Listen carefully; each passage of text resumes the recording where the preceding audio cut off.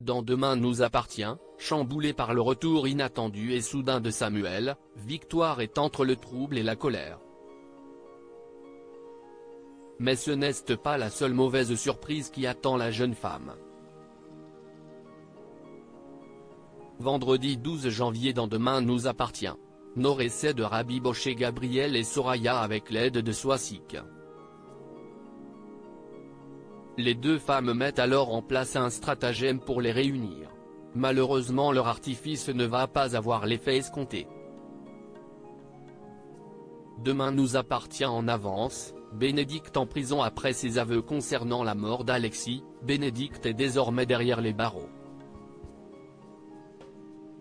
Cette situation plonge son fils Dorian dans la tourmente émotionnelle, qui vit très mal de n'avoir aucune nouvelle de sa mère depuis son incarcération. Il se sent mal, il a peur de la perdre. Luna essaie de le rassurer, de le calmer, de lui rappeler à quel point sa mère est une bonne personne. En prison, justement, Soraya s'entretient avec Bénédicte. Cette dernière regrette cruellement son geste mais son avocate la rassure, elle veut et va plaider la légitime défense, elle pense avoir tous les éléments pour. Lorsque Bénédicte demande à Soraya ce qu'elle risque, elle lui répond avec gravité, de la prison ferme.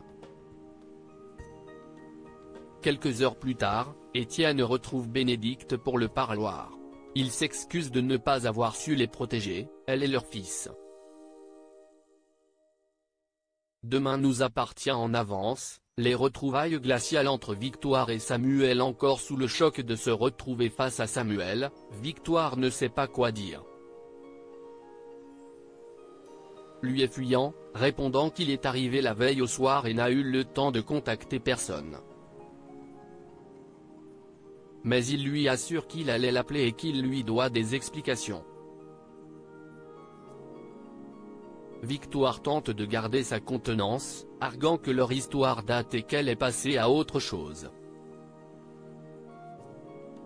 Au moment où Samuel allait lui avouer quelque chose, il reçoit un texto mettant soudainement fin à la discussion. Le lendemain, Victoire est toujours hantée par ces retrouvailles dérangeantes. À Adeline, elle avoue ne pas réaliser le retour de Samuel, elle n'a pas dormi de la nuit. Elle n'a pas envie de le revoir et, jure-t-elle, n'a aucune intention de se remettre en couple avec lui. Elle en a trop bavé. Au commissariat, Georges découvre lui aussi que Samuel est revenu, des images de surveillance le montrent en effet à Montpellier. Il téléphone à Victoire pour la prévenir de ce retour. Elle lui répond qu'elle sait déjà, qu'il est rentré la veille. Georges lui révèle alors que Samuel est de retour depuis bien plus longtemps. Une nouvelle fois, Victoire est déstabilisée. Le soir venu, Victoire croise Samuel devant chez elle. Elle se montre d'abord glaciale, lui reprochant de lui avoir menti une nouvelle fois et, surtout, de ne pas lui avoir dit en face que leur relation était finie. Demain nous appartient en avance, la face mystérieuse de Samuel désormais à 7, Samuel retrouve Renaud, son père. Les deux hommes conversent ensemble. Samuel lui confie qu'il a croisé par hasard Victoire. Renaud lui rétorque que son retour va vite s'ébruiter. Avant de lui propose de venir s'installer à la maison et de ne plus se cacher à Montpellier. Il décline la proposition, comme s'il ne révélait pas tout. Tard dans la soirée, William reçoit Samuel chez lui. La discussion est loin d'être calme. William lui demande des explications sur son départ abrupt et inexpliqué mais Samuel ne répond jamais clairement, préférant souligner que les mots employés par William sont durs et chargés en rancœur.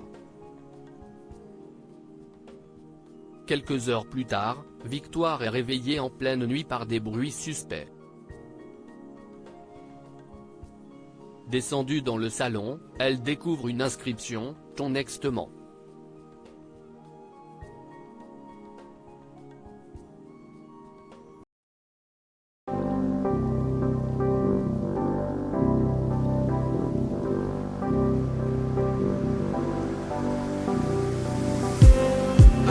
just me.